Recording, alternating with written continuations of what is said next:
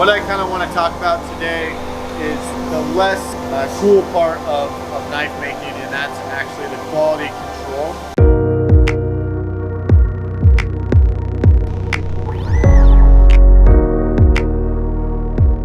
We do our best to make sure that every single blade is manufactured the exact same way. So they'll run parts in the machine and they'll take their calipers and they'll measure those parts. If those parts are plus or minus over 3/1000ths of an inch, they're gonna get set aside in one of our red bins. All right, so all those parts that just came off the machine, they're gonna come over here and we're gonna do a final check on them before we send them to the optical comparator. You can see that we've got several bins over here, a lot of them good.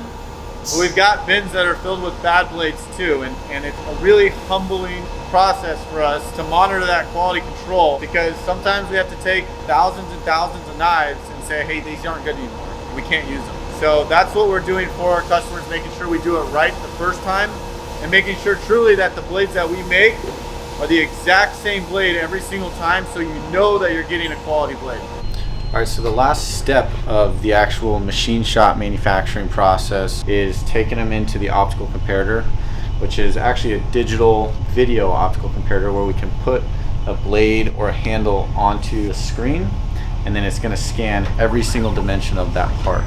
And it'll give us a readout saying, hey, each part that it's measuring, it's either good or it's not good. So if these guys out here on the machines aren't able to get an exact measurement using calipers or the hand tools, you can bring it in here, get an exact measurement, and know that when we go to assemble this blade, when we put it in the sheath, it's going to fit perfectly.